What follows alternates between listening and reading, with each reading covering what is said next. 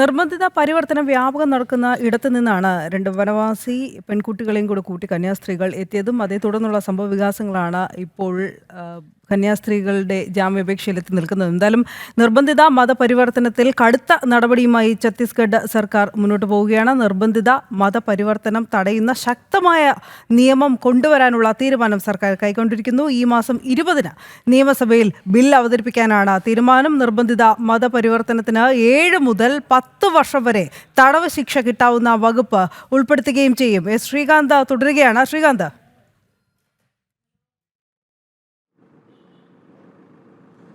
ദേവിക, അവസാനം കളിച്ച് കളി കാര്യമാകുന്ന രീതിയിലേക്ക് പോകുന്നു. അതായത് ഇവിടുത്തെ വനവാസി വിഭാഗങ്ങൾ വലിയ പ്രക്ഷോഭത്തിലേക്ക് നീങ്ങിയതിന് പിന്നാലെ ഛത്തീസ്ഗഡ് സർക്കാർ നിർബന്ധിത മതപരിവർത്തനം തടയുന്ന ശക്തമായ നിയമം കൊണ്ടുവരാനൊരുങ്ങുന്നു.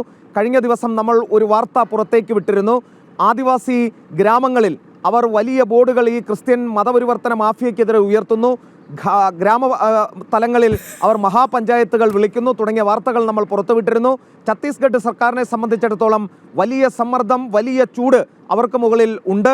അതിനാൽ തന്നെയാണ് അവരിപ്പോൾ ഒരു പുതിയ നിയമവുമായി എത്താൻ തീരുമാനിച്ചിരിക്കുന്നത്. നിർബന്ധിത മതപരിവർത്തന നിരോധന നിയമം ഈ ഓഗസ്റ്റ് 20-ാം തീയതി ആ ബില്ല് പുതുതായി ഇപ്പോൾ വരാൻ പോകുന്ന അസംബ്ലി സമ്മേളനത്തിൽ അവതരിപ്പിക്കാൻ ഛത്തീസ്ഗഡ് സർക്കാർ തീരുമാനിച്ചിട്ടുണ്ട്. അതിൻ്റെ ഏറ്റവും വലിയ പ്രത്യേകത നിർബന്ധിത മതപരിവർത്തനത്തിന് 7 മുതൽ 10 വർഷം വരെ തടവ് ശിക്ഷ കിട്ടാവുന്ന വകുപ്പാണ് ഇതിൽ ഉൾപ്പെടുത്തിയിരിക്കുന്നത്.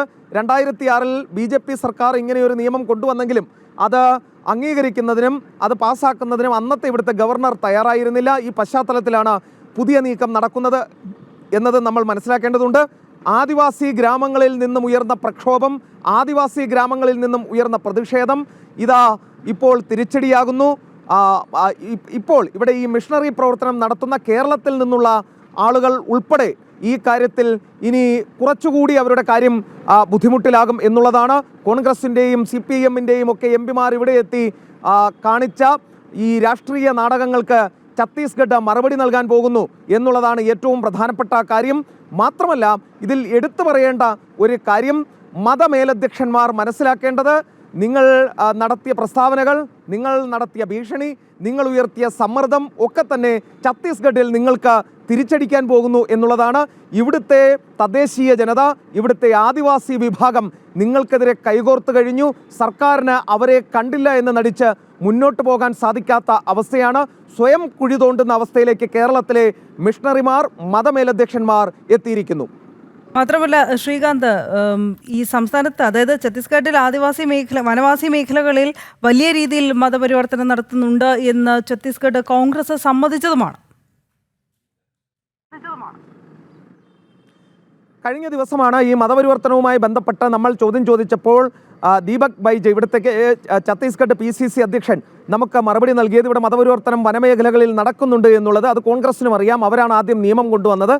2006-ൽ BJP അത് പരിഷ്കരിക്കാൻ ശ്രമിച്ചെങ്കിലും കോൺഗ്രസ് അതിനെ വീറ്റോ ചെയ്ത് കളയുകയാണ് ചെയ്തതും.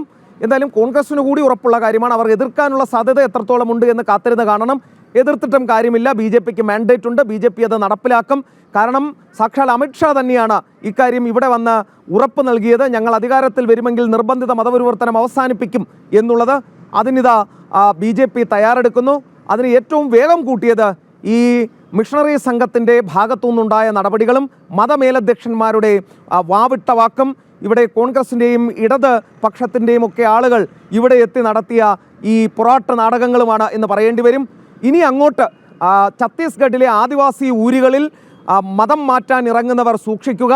7 വർഷം മുതൽ 10 വർഷം വരെ ജയിലിൽ കിടക്കേണ്ടി വരും, ഇരുമ്പഴി എണ്ണേണ്ടി വരും. അങ്ങനെയെങ്കിൽ കേരളത്തിലെ കോൺഗ്രസിൻ്റെയും CPM-ൻ്റെയും നേതാക്കന്മാർക്കും കേരളത്തിലെ മിഷണറി സംഘത്തിനും മതമേലധ്യക്ഷന്മാർക്കും ഇനിയുള്ള കാലം ഛത്തീസ്ഗഡിൽ തന്നെ തമ്പടിക്കേണ്ടി വരും പ്രതിഷേധവുമായി. ശരി, വിശദമായ റിപ്പോർട്ട് നൽകുകയായിരുന്നു ശ്രീകാന്ത്. എന്തായാലും NIA കോടതി, ബിലാസ്പൂർ NIA പ്രത്യേക കോടതി ഉടൻ കന്യാസ്ത്രീകളുടെ ജാമ്യാപേക്ഷയിൽ വിധി പറയും. ആ വാർത്തയുമായി ബന്ധപ്പെട്ട കൂടുതൽ അപ്ഡേഷനുകളുമായി ശ്രീകാന്ത് തുടരുന്നു.